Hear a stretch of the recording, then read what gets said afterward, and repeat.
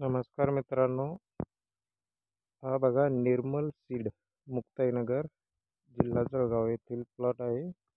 ज्या कंपनीचा प्लॉट आहे हा फेल झालेला प्लॉट आहे, तरी त्यांनी नुकसान भरपाई आपल्याला दिलेली नाही. हे बघा, हे उपटून टाकलेलं आहे. 10 जूनची लागवड आहे.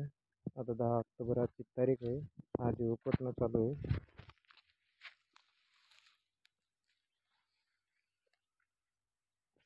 म्हणजे काहीच कामे नसलेला हा प्लॉट आहे, तरी त्यांनी नुकसान भरपाई दिली नाही. सांगायचं व्हिडिओ काढण्याचं तात्पर्य हेच आहे की बा, तुम्ही काही या निर्मल सीडच्या फांद्यात पडू नका. 44,000 रुपये प्रति क्विंटल भाव सांगितला होता. 4 रुपये पण हातात पडले नाही. 4 महिन्याची मेहनत वाया गेली. याला 4 डोस खताचे टाकले होते, 5-6 फवारण्या केल्या होत्या, त्या सुद्धा मातीत गेल्या.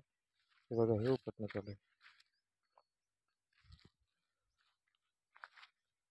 हा प्लॉट बघा, हाच होता प्लॉट होता जिथे उपटून मी जाळून सुद्धा टाकल्याचं. त्या आता काही आज राहिलेलं हे उपटतोय. तेव्हा एक फसवणूक करणारी कंपनी आहे निर्मल सीड्स प्रायव्हेट लिमिटेड, मुक्ताईनगर. हा प्लॉट आहे नानाभाऊ नारायण लिहिणार, गट नंबर 9-10 अंचली. मी आहे अमोल नानाभाऊ लिहिणार.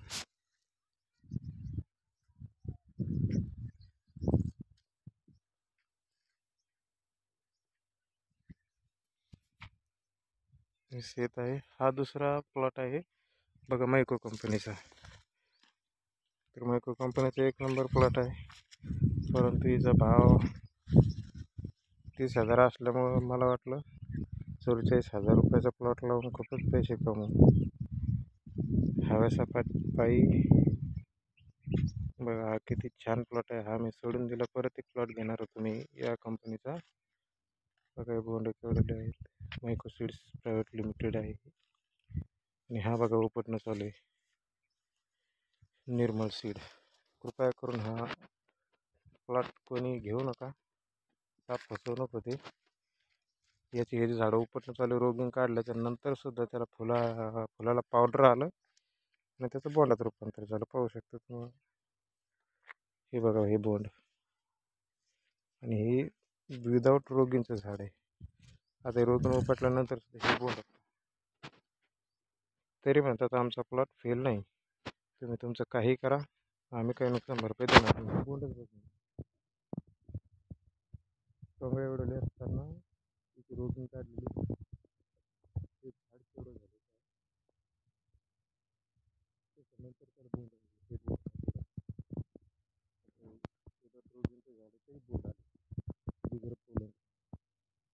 ते म्हणतात की ही पाकळी त्या पाकळीवर बसली, तिथं पावडर आलं, यायला लागलं.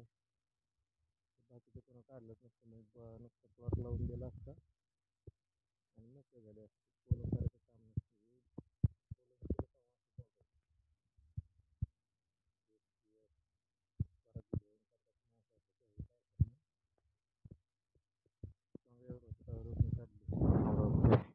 हे टोंगळा, आता हा टोंगळा आहे.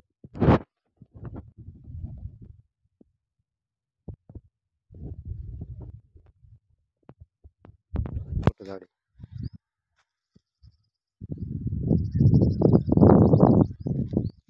तरी याला हे बोंड लागले. पूर्ण प्लॉट फेल आहे. फेल असताना सुद्धा नुकसान भरपाई दिली नाही.